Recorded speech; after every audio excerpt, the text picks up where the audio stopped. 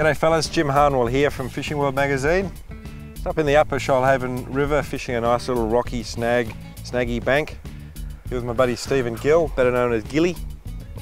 Gilly's a pretty well-known tournament angler in the bream circuit.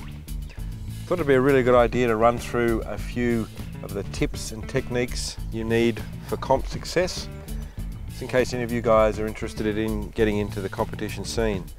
Now there's a lot of comps around these days. Some are serious and some are a bit more social, but there's still, you know, competitions, and people who fish in them want to win. Yeah, g'day guys, Steve here. Look, what we're doing here is probably something how I would approach a pre-fish day. We just come out with a mate and you just think of the time of year, for example. So we're thinking a lot of the bream have moved back into the river now after they're spawning through the winter, yellowfin bream we're talking about. And they'll congregate in schools when they move back in before it really warms up. They spread out. So what we're doing is approaching it with a hard body approach in close. Jim's just bumping a deep lure down onto deep crankbait, down onto the rocks there. And I'm just fishing a blade bait out further, just on the drop off here, which is probably about the 10-12 foot mark. And we're just searching that way. And if either of us come up with a pattern that seems to be working there, we just obviously both swap to that technique. And then over the course of the day, or however long you were pre-fishing for, you would come up with a pattern there that you thought, this is what we'll do on comp day. Whether or not you found any fish, sometimes that's what pre-fishing is all about, not finding fish. Because you know where not to go on the comp, which that seems funny, but that is one way that I use to approach it. It's not a total loss by not catching fish. Just say when you're doing this pre-fish, mate, because a lot of people mightn't understand what a pre-fish is. It's actually a day before the comp, isn't it? Yeah, it can be. Like a lot of tournaments have a pre-fish ban of 2 weeks prior to the tournament, but they'll allow you 1 day, the day before the tournament actually starts. If it's say a 2 or 3 day tournament, you'll get the 1 day before that to actually get out there. You might travel like 2,000 kilometres to get to that tournament. I mean, that's an exaggerated one, but there are people who do that. I mean, I've actually had people on my boat that have flown from WA to the Hawkesbury River here to do a tournament. So, yeah, that's what Jim was getting at, that you have the 1 day before the tournament there to try and work out the system, so to speak, and work out, I mean, it's a pretty hard gig, but it can be done. Now, just say you were pre-fishing and you came across, you know, a really good patch of fish. Yep. And you hooked a good one and got him to the boat. Yep. Do you keep fishing it, or no. do you sort of mark it and go away? Yeah, or? look, if I know the area well, I might just pull up and get 1 or 2 fish, even 1 bite. I might even flatten the hooks over on a treble so that I know I'm not going to catch the fish, because I know what a bream bite's like. But you still want to know they're there, like as we all know, fish swim. So that you want to know they're in the area, even if you've fished that place for 30 years. Now, if I did find fish, I'd mark where they were, or I'd work out what sort of techniques we were going to have to use to catch them. And I might catch 1 or 2 just to make sure they're biting and that I'm using the right approach. And then, yeah, if Jim said I caught a big one, I'd probably be pretty upset if I caught it on pre-fish day. You'd just like to get a couple of school fish, really. If that happened early in the day, I'd move elsewhere in the system and just find out if there was backup areas, because I might get to that area and they might have moved overnight, or there might be other anglers fishing that area that's going to make it tougher, and you might, especially in a 2 or 3 day tournament, you'll need more than 1 spot. It just depends on the system really there. And I guess you were talking before about searching, which we're trying to do at the moment. You've got a blade on, I've got a hard body on. Yep. I guess being able to quickly adapt, like if they're biting on blades or if they're biting on hard bods, you quickly get out there. That's why you have like 4 or 5 rods rigged up? Yeah, that's correct, Jim. That like I know guys have 10 rods on their boat, which that's probably going over the top, but look, I usually take 4, and I'll keep another one, a 5th one in the rod locker, that maybe just a backup in case one fails. So what lures would you have on those rods? If I'd have worked out that they were on crankbaits, I might have 2 or 3 different ones of those rigged up. I might have a plastic on there, maybe a hidden weight, just for lighter presentations, and I might have a blade on as well. But you would have usually sorted all that out on your pre-fish day. That's the aim of the pre-fish day, is to sort out what you're going to have, even with your 5 rods. So just say you're fishing a comp, just say in the Shoalhaven, and you find the fish, 15 mile up the river or something. Is that where the big high performance boats come in, because you can zoom up there really quickly? Absolutely, and once again, on the pre-fish day you can cover more miles. But look, there's a lot of guys win boats out of small tournaments, out of small boats, and the reason for that is they may focus on one area rather than having the ability to run. They're not going to waste an hour and a half running to a spot. Yeah. You don't need to. I mean, look, I wouldn't go back because it is a lot more comfortable in rough water, and it's definitely better having the option to go wherever you like. It doesn't mean you won't fish at the start line. You might have the 150 and put a half an hour on it for the day. Yeah, yeah. But it is definitely, look, it's an advantage because you have the option of both. So Gilly, just say we were fishing a tournament now and we'd caught, you know, our bag of just medium-sized sort of school fish. Yep. And we just kept catching that exact same size fish, you know, all the time, and it's obviously not going to benefit us in any way. Would you move on and try and specifically target a bigger fish? Yeah, for sure, Jim. If you've fished that area for a while and you've been getting numerous fish and they've all been around the same size, look, a lot of people would just stay there and hammer away at them, hoping for a bigger one, but I probably wouldn't personally. I'd probably move on to an area, even if I didn't know the system that well, I'd just move to maybe look for other areas the same as where those fish are that may hold fish. I mean, I might fish for nothing for the rest of the day, but in the end it's probably the same result as casting into a school of fish that are all the same size. You're not going to upgrade there anyway.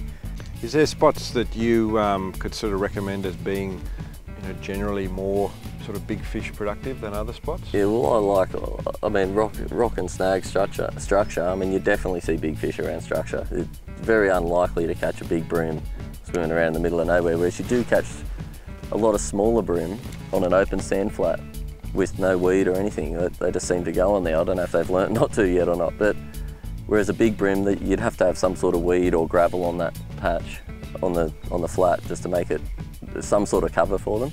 Yeah. So yeah, I'll look for that sort of thing, and but look, largely I'll look for rocks, or even bridge pylons are good places to target a big bream. Oyster racks, I mean, without a doubt, if there's any of those in the system, there's massive fish in there. Whether or not you're going to stop them or not's another thing. Yeah. Deep rock edges with a lot of current are definitely a good place for big bream too. Very hard areas to fish though. Yeah, hard to fish. Yeah, I mean, not a lot of people can do that. They just get snagged all the time. You've got to really know what the bottom feels like there. I mean, you might be fishing 30 or 40 or 50 or 60 foot deep there, and to be able to feel your lure bouncing on the rocks there, you've got to do that sort of fishing a lot to get good at it. So a lot of people shy away from that sort of thing. I suppose that sort of leads to the question too, that, you know, if you're going to succeed as a comp angler, you have to be a pretty good all-round. A lot of the guys who've been fishing their whole life are the real threat. And I mean, as we said, there's the preparation that goes into tournaments is what wins a lot of tournaments. Like, yep. Not just the pre-fishing, but also making sure all your tackles, say you're going to use a deep crank, you would have all those lures, if you were going to retrofit them with the right hooks that you wanted to use rather than the ones that came on the lure, you'd make sure all that was done. If you were using plastics, you'd have your packets cut open, ready to go. Yeah, look, that's the main thing I think is preparation. Like, a lot of guys just head back after day one, leave the boat there, go down the pub for the night and have a few beers and a feed, and then there's other guys, the real serious guys, will be at home, they'll make sure all their rods have been re-rigged, the boat's fueled up, everything's working, and that way when they get up in the morning they don't have to worry about any of that sort of stuff. They just go out and they know they're ready to roll. So if the fish turn on, they're going to do it, they're going to be the ones. There must be some happy medium though, mate, where you can go and have You've got to have fun. You've got to have, I didn't say I don't have a few beers, Jim. But you do all that stuff first. Like generally I'll get back in the afternoon, fuel the boat up on the way back, make sure it's all ready to go, and then look, you're still ready to have a beer at 4 o'clock. So sure. Yeah. I guess the other thing though, a lot of people, you know, they mightn't be particularly interested in comp fishing. I mean, I'm not all that interested in it. I've fished a few social comps, and I actually was surprised at how much I enjoyed them. Yeah. But you definitely learn a lot, don't you? You learn a lot about fishing. Yeah, look, fishing, no matter even if you're not doing the tournaments, it never ends. But yeah, I think more so in the tournaments, because there's so many anglers around you that are willing to help and willing to give out information, and plus you hear what the guys who caught the big fish or the big bags for the day, you hear what they were using. So Gilly, you know, if someone's out there watching this little video clip and they're thinking about, you know, maybe they might like to do a couple of tournaments, see what it's like. I mean, you know, people are friendly, it's all pretty laid back, is it? Yeah, look, I've made some mates now that I like from Melbourne even, that just purely through tournaments. Like, we've been away at a caravan park doing a tournament. A mate of mine's driven past, and well, he's now a mate, he wasn't then, didn't know him from a bar of soap. He's driven past, pulled up, had a chat, now I'll go away and stay with him. That's cool. Just, I've met some of my best mates have come from tournament fishing. So yeah, I mean, there is people who bag tournaments. They think, oh, I don't know, they're probably guys who have never done it. It's just like anything else in life. But yeah, look, no, you're definitely going to make great friends doing it. And it's a great way to get away. You can even take the wife. Me and her are going away soon to do some grand finals. We're going to stay at Foster. We've got a place on the water, the pool, have barbecues in the afternoon. You know, go to a club for a couple of nights. I mean, it's a good family thing. Yeah, you're away for 7 hours of the day, but look, I'd definitely recommend it. Look, I've been doing them now for 6 or 7 years and I can't fault it. I love it. Got him on, mate? Yeah, mate, I just hooked a reasonable sized fish in here along these rocks. Ah. Just throwing SX43 along there, and it's been pretty quiet. We just had a couple of taps and come up trumps on him. I'm just going light on him. He's taken a fairly big run already. Yeah. And just hoping I don't pull the hook out of him. Want to get him in. It's a bream. It is a bream. It's a bream. It's a good bream too. All right. Well It's not done. a bad way to finish the day. Wow, that's a cracking bream. It is a cracking bream. A couple of those in a tournament's what you're after. Oh yeah, fantastic. There you go, guys. Cracking bream there Gilly got just at the end of the day. He'd be, easy 36 centimetres, wouldn't he? Yeah, he'd be around 36, 40, he'd be a kilo, I'd say. Kilo fish. It's a little bit skinny, so he may be just under, but... Well, there you go, guys. I hope you can see from the video that Gilly and I put together for you today that bream fishing is a fantastic sport. Urge you to get out there and give it a go. Gilly, fantastic fish, mate. Oh, mate, yeah, look, we better do the right thing and get this fish back in the water. There's fish like that are too important to take, so anything up around the kilo size has been there a long time, could be 20 years old, so definitely worth keeping in the environment.